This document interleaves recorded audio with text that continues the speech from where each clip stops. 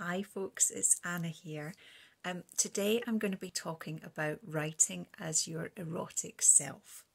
So this is a question that's come up a few times from people who are asking, like, how do I even start? How do I find the time? How do I know what or how to write? And how do I do it without shame or without feeling judgmental of myself or concern that somebody else is going to see it or judge me. So I'm going to be talking about that today. And first of all, I just want to say a big thank you to everyone who submitted their questions to me. I'm genuinely excited about having some opportunities to talk with you on video. I'm also a bit nervous.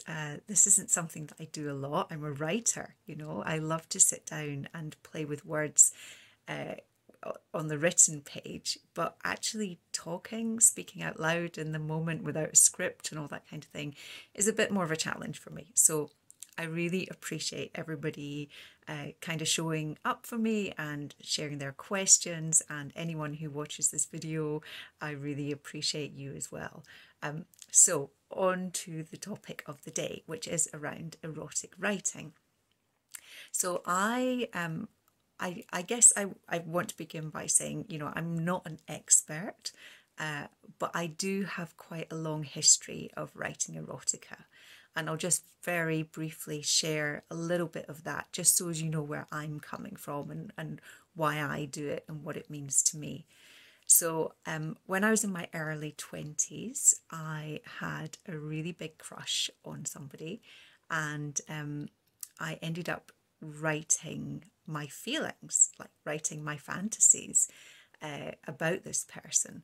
And it got to the point where I felt confident enough, although also still very nervous, to share some of these stories with her.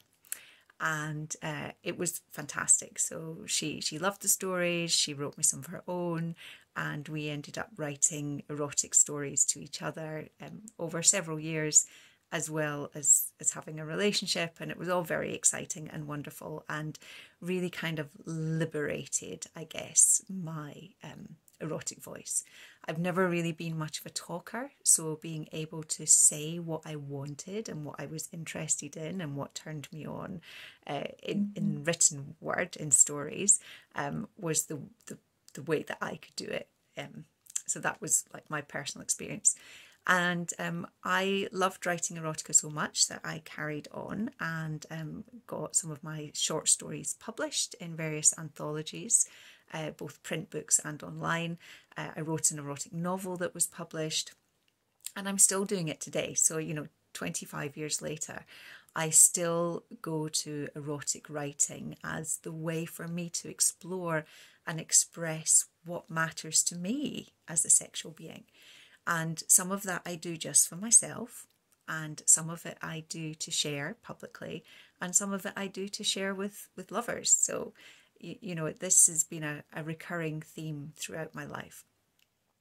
And I'm also somebody who kind of naturally goes to writing as my way to express. So I journal, I keep a diary.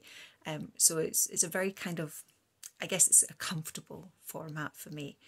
And it's the place where I go to explore a lot of what's going on for me and to put into words feelings and desires and fantasies and that kind of thing. So that's where I come from with erotic writing. Very much something that I do for myself first and foremost, and then something that I choose to share with others. And obviously it's something that I enjoy and I get a lot from. And I think when we talk about erotic writing, often, people might think, oh, well, that means writing erotic stories, because that's the format that we see most commonly. But of course, there's also erotic poetry. There's also just, very short pieces, like the kind of thing that I share on Instagram and Facebook, just one or two sentences that capture something which has an element of the erotic. And I'm personally all for kind of expanding that definition of erotic. So it's not just about things to do with sex, however you define sex, but there's much more to eroticism than just sex. And that includes a lot of sensuality as well as sexuality. So the question that I've been asked is like, how do you start? How do you find time? How, like, yeah, how? It's the how question.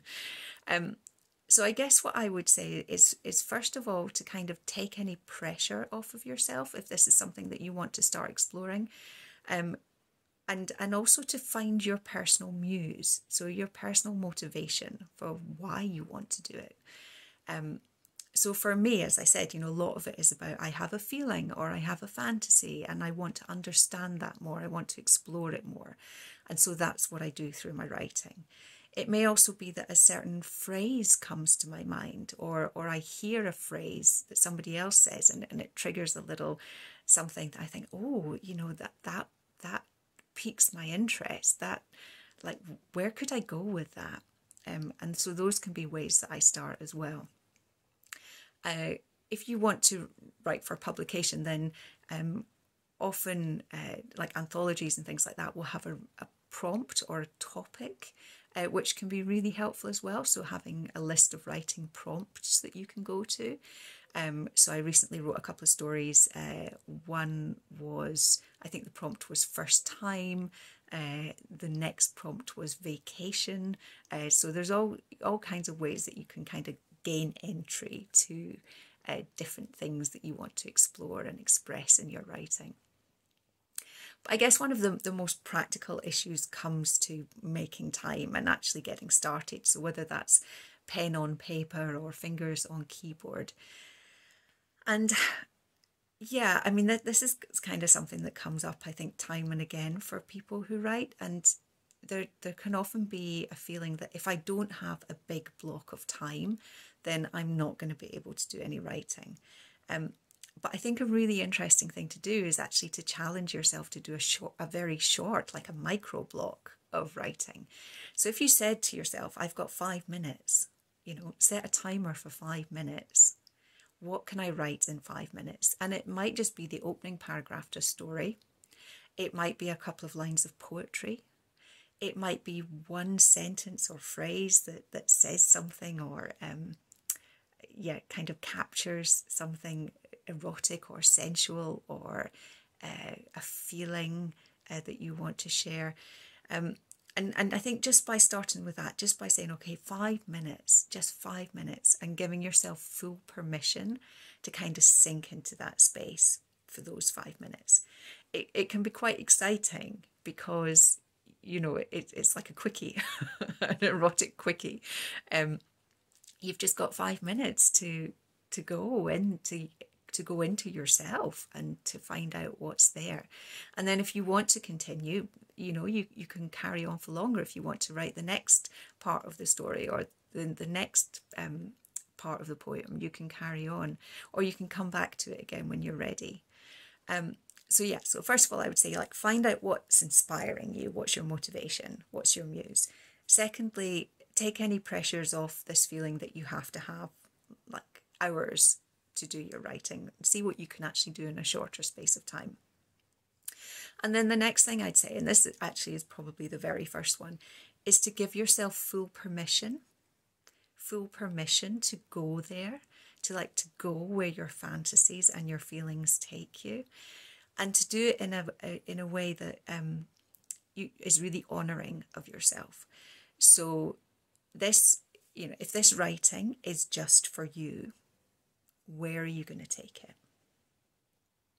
And I would really encourage people to write for themselves first and foremost, and then decide if it's something they want to share with either another person or submit for publication. But, when you give yourself full permission to explore and express something that's important to you, that matters to you, that's a really powerful statement. Like, it's a really powerful way of honouring your personal stories and your personal feelings and your beliefs and your curiosities and your desires and all of those kind of things. So permission is huge, and we can't wait for somebody else to give us permission. It's not something that we get taught. That nobody ever comes up to to us and says, I give you permission to write an erotic story or to write some erotica. But if you are having trouble giving yourself permission, here it is. Like, I'm giving it to you. You have permission to explore and express this part of yourself in a way that feels good for you. And to help make sure it does feel good for you. I mean, obviously, you know, we can release different feelings in a cathartic way as well through our writing. But think about the kind of like the fundamentals of intimacy and apply those to yourselves. So those are things like making sure you're in full consent with yourself. So, you know, do I want to do this? Do I want to do this writing? Yes, I do. Okay, that's my consent. And to know that part of consent is that if it stops feeling good, or if you're not enjoying it, then you can change your mind and say, actually, this isn't what I want to be doing right now. So consent, and then also honouring your boundaries. So there may be things that you know you just don't want to explore in your writing. And there may be things that you know you do. And kind of knowing where your boundaries are, sometimes it's only through starting the writing that we kind of feel to where those edges are, where our edges are. And sometimes we might want to, again, in consent, kind of just push ourselves a little further to explore that edge of the comfort zone or the edge of the boundary, just to find out like where it actually is and what it actually signifies for us. So consent, boundaries, permission, and I think part of that as well, and this is something that came up in the questions that were asked, it was around doing it shamelessly. So shame is a funny one, you know. Brené Brown writes about shame, and she says something like, you know, shame lives in the dark corners. And when we shine a light on shame, it can no longer live, it can no longer flourish. And so I guess what we can do through our writing is kind of shine that light on any shame and bring it out into the light. And again, this is just for you, this is for your eyes only. But it takes the power out of shame when you bring it out into the light, when you shine that light on it. And it might be that that's something that you want to explore in your writing as well. You know, if something begins to feel shameful, what happens when you write through it? You know, so maybe not, you know, you can't go under it, can't go over it, can't go around it, but go through it. But again, still honouring yourself and your own boundaries around that. So I don't know if there's everything. Yeah, so leave me some more questions if you would like. And thank you so much for spending this time with me. Bye for now.